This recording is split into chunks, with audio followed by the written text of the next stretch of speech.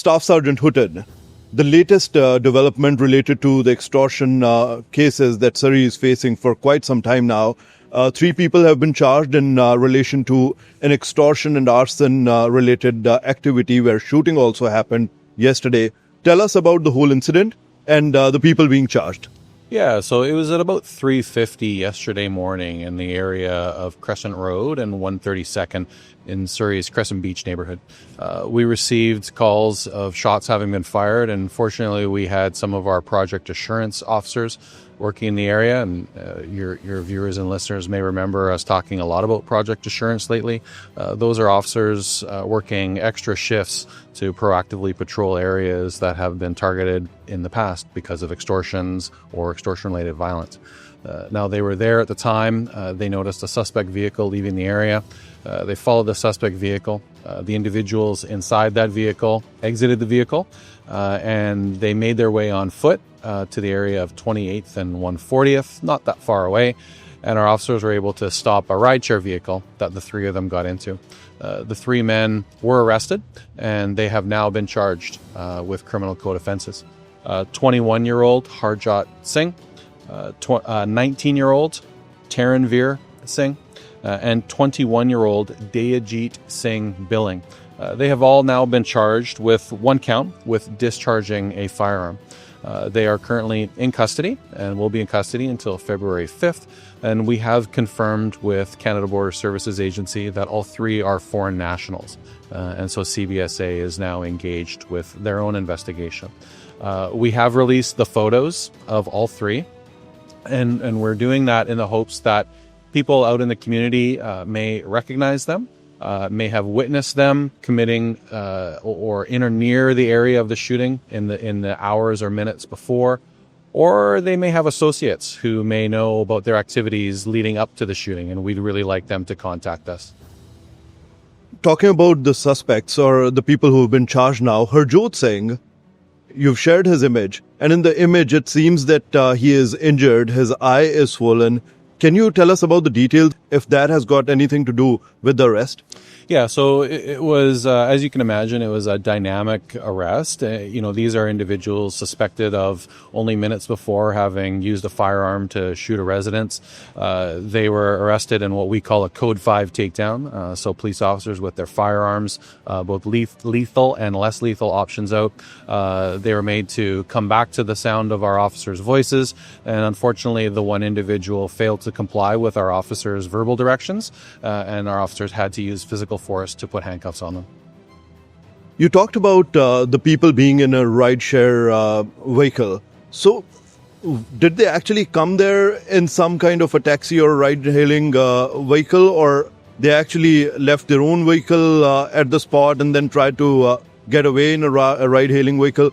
Some details about that, if you can share that. Yeah, some of it's now evidence that'll be before the courts, but we do believe they arrived in 2 vehicles. We have those 2 vehicles in our custody, and we'll be seeking search warrants to search them. That has not yet happened. And we believe in their attempt to escape, they essentially called a rideshare to try and pick them up. So just to confirm, this arrest, the 3 people arrested now, this is related to extortions. Yes, we do believe at this time that this is extortion related. We've talked to the victims who were inside the residence at the time, and fortunately none were injured. And we do believe that based on that and some of the evidence that we've gathered since the incident, that this is extortion related. And can you confirm or deny if the arrests made earlier last week, Harjot Singh and Hanspreet Singh, were those related to extortions as well, or that can be confirmed yet? Yeah, we can now confirm that those are also extortion related. Initially, there was some delay because no victim came forward, and it took about 36 hours, about a day and a half to 2 days for the victim business to come forward and contact police.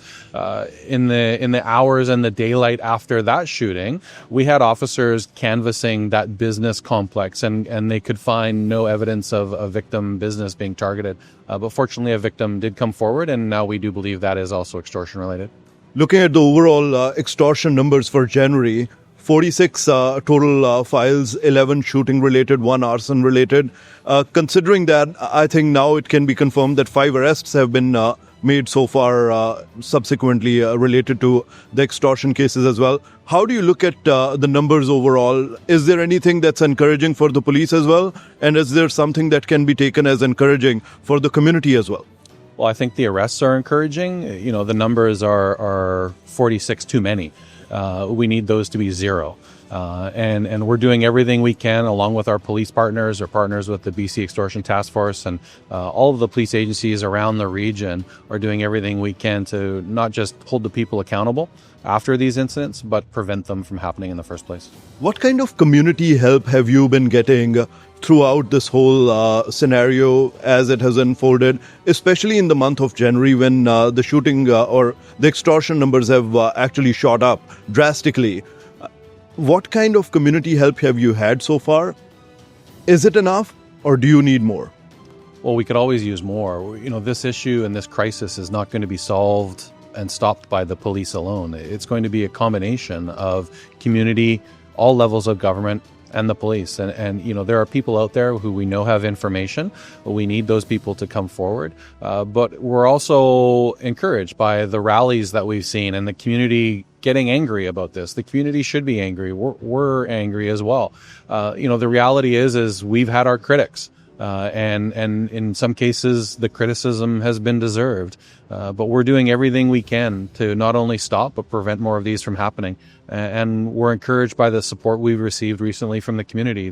We, like you, have probably heard support after these recent arrests, and we hope that continues. Do you have any message for those people who are either feeling scared because of the situation, or for the people who have been gathering at the intersections on various Surrey intersections and protesting against the whole situation? Well, I think our message is if you're a victim, please come forward. We need you to come forward. We need your information. We still believe that this is an underreported crime. We've heard anecdotally that some victims are paying and don't pay. Because if you do pay, this will continue. And for the people who are braving not very nice weather to stand outside and protest against the people behind this, it's good to see. You know, the people behind this thrive on a community being afraid and powerless. And the community needs to stand up, and we will stand up with them against this. And Staff Sergeant Houghton, last but not the least, do you have anything to say to the people who are committing these crimes? Yeah, to the people who are committing these crimes, you are putting our entire community at risk. There is nothing in it for you. Whatever you are being paid, the consequences are so much greater. Please stop. Staff Sergeant, thank you very much. Thank you.